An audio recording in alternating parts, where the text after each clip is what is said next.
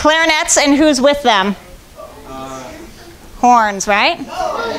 Okay, so that's what we want to be listening to. Percussion plays a really important role, so that's why we're going to balance them the way we are. They're balanced a little more on top of the music than we typically would, but it's because they add the flavor there. But they aren't the only flavor; they're just a little bit of it. You guys are really the meat and potatoes of this section. The party happens at 29 when the drum set comes in, but also what happens at 29? Who else comes in? Trumpets. So. And you may have already been playing at that point, but your sound completely changes the style at 29. So I want you to make sure your bells are out of this stand. So if you had your bells kind of down a little bit because we want to hear this, that's fine. But as soon as we hit that chord at 29, I want to hear you. Okay, I promise we will go on this time. 15, we're moving from the graceful, slinky motive into something that's going to sound a little bit like your graduation parties, maybe. 2, and.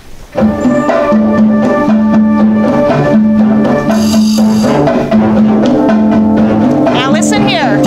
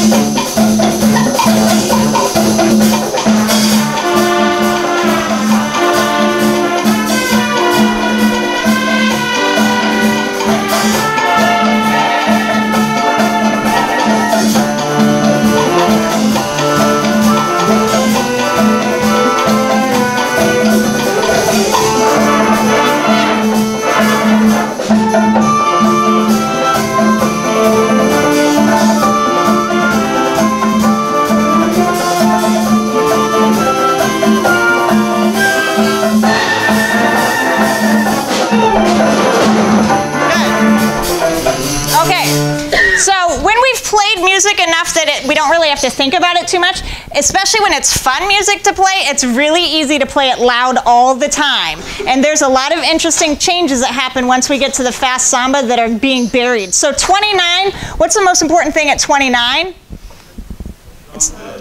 No, well, they change the style, so yes and no. But I'm going to say percussion. They're afraid to raise their hands because I just told them they're not important.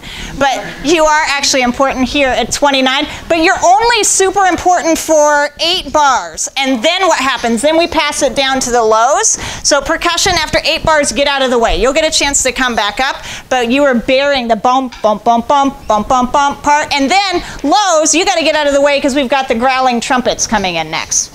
And then trumpets, I think you actually stop playing, so you don't have to worry about thinking about getting out of the way, but then the saxophones come in. So we're passing this whole thing around the room, and it makes it way more interesting to the audience rather than just hearing everybody playing loud all at once, to be able to hear all the different colors that we can produce as a band. So let's go back to 29 and see if we can make those changes obvious. And let me check tempo. I feel like we might have been slow. No, not really. And 1, 2, 1, 2, 1, and.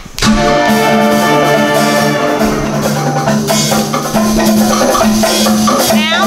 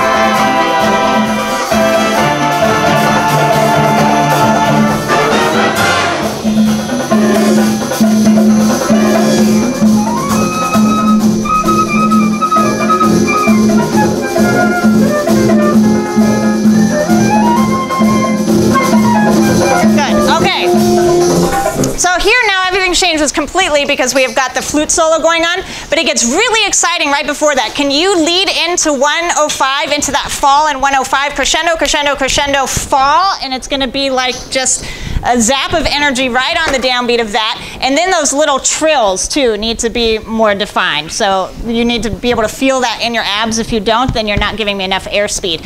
And then as soon as we get to 109, it's tough to make percussion soft enough to feature a flute, but I think if you're playing a lower instrument, those are the instruments that are covering her up a little bit. So like maybe it might be the bongos and the congas that I'm hearing mostly. We'll get into that. Let's go. There's no good number. 81 might be the best number before that. 81. Ready?